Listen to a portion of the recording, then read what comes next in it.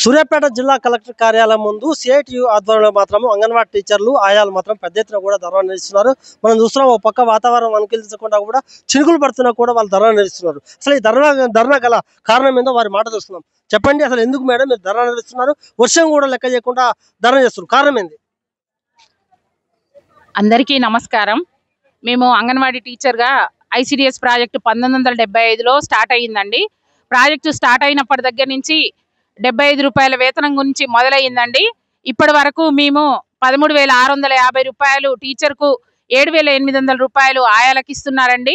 కానీ ప్రభుత్వం ఎట్టి పరిస్థితుల్లో ఇప్పుడు తగిన ధరలకు అనుగుణంగా వేతనం లేదండి.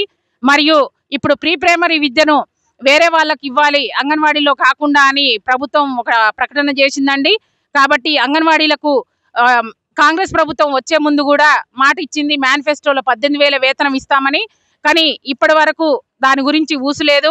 అంగన్వాడీలో ఎగ్గు బిర్యానీ పెట్టాలి ఇవన్నీ అని అమలు చేస్తున్నారు. కీలకం మన చిన్న పిల్లలు భవిష్యత్తు 0 నుండి 6 సంవత్సరాల పిల్లల వరకు మేము అన్ని కార్యక్రమాలు నిర్వహిస్తాము. గర్భవతులకు, బాలింతలకు, పిల్లలకు సేవలను అందిస్తాము. మేము ప్రీ ప్రైమరీ విద్యను కూడా అందిస్తున్నాము. అలాంటి మాకు ఈరోజు కనీస వేతనాలు లేవు, ధరలకు అనుగుణంగా ఎలాంటివి సరిపోవడం లేదు, మరియు హెల్త్ కార్డులు లేవు మాకు. ప్రభుత్వం నుంచి ఎలాంటి మాకు తగిన వేతనం లేదు. మేడం చెప్పండి, మీ అంగన్వాడీ స్కూళ్ళకు సరైనటువంటి భవనాలు కూడా లేవు, మీతో పాటు పిల్లలు కూడా అవసరం పడుతున్నారు. మీరు ఎట్లా చూస్తున్నారు? ఎందుకంటే గత ప్రభుత్వంలో చేయకపోవడం వల్ల కాంగ్రెస్ అధికారంలోకి వచ్చే ముందు మేము అన్ని చేస్తామని మీకు హామీ ఇచ్చారు, కానీ నేటి వరకు కూడా హామీ నెరవేరలేదు. ఎట్లా చూస్తున్నారు? మీ భవిష్యత్తు కార్యాచరణ ఏంటి? మా భవిష్యత్తు బహు అంధకారంగా మారిందండి. గత 26 సంవత్సరాల నుంచి మేము చాలా కష్టపడి 500 వేతనం నుంచి ఇప్పటికి 13,650 వరకు మేము మాకు యూనియన్ అండగా ఉండి మేము కొట్లాడి సాధించుకున్నాము. కానీ బీఆర్ఎస్ ప్రభుత్వం చేసిన అన్యాయం కొంత అంతా ఇంత కాదు. మేము తెలంగాణ రావడానికి ప్రతి ధర్నాలలో ముందుండి ఎన్నో రకాలుగా కష్టపడి మాకు కనీస వేతనం ఇస్తామని చెప్పేసి మాట దాటవేసి బీఆర్ఎస్ ప్రభుత్వం సంఘాలని 10 సంఘాలుగా చేసి వెళ్ళిపోయింది. ఇప్పుడు మేము మళ్ళీ గత ప్రభుత్వం ఎన్నికల ముందు మేము ఎక్కడ టెంట్ వేసి కూర్చున్నా ప్రతి ఒక్క ప్రాజెక్టు ముందు అందరూ పోటీ చేసిన నాయకులందరూ వచ్చి మీకు మేనిఫెస్టోలో 18,000 ఇస్తాం అని చెప్పారు. అసలు దాటవేసింది ఈ ప్రభుత్వం కూడా. కనీసం ఇప్పుడు మాకు కేంద్రాలకి కనీస అవసరాలు ఏమీ లేవు.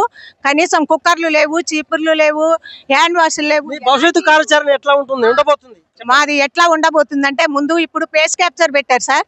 ఆ పేస్ క్యాప్చర్ వల్ల మేము ఈ 3 నెలల నుంచి చాలా బాధపడుతున్నాము. మాకు ఇచ్చిన ఫోను 0 ఫోను. మాకు ట్యాబ్ ఇస్తే కానీ వాళ్ళు పెట్టిన ఫేస్ క్యాప్చర్ మాత్రం మేము నిర్వహించలేము. ప్రస్తుతానికి ఇప్పుడు చాలా బీపీ షుగర్లు వచ్చి గత 60 సంవత్సరాలు నిండి ఉన్న టీచర్లు ఇవాళ రేపు చాలా ఇబ్బంది పడుతున్నారు.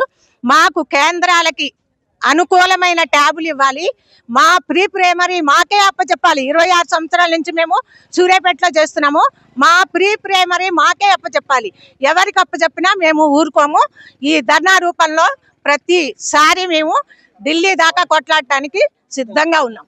ఓకే, మనం చూస్తున్నాము సూర్యాపేట జిల్లా కలెక్టరేట్ కార్యాలయం వద్ద మాత్రము పెద్ద ఎత్తున కూడా అంగన్వాడీ టీచర్లు కావచ్చు వాళ్ళు వర్కర్లు కావచ్చు పెద్ద ఎత్తున కూడా ధర్నా నిర్వహిస్తున్నారు. ఎందుకంటే ఓ పక్క వర్షం వస్తున్నా కూడా లెక్క, ఎందుకంటే గత బీఆర్ఎస్ ప్రభుత్వం మాత్రం మమ్మల్ని చాలా ఇబ్బందికి గురి చేసింది.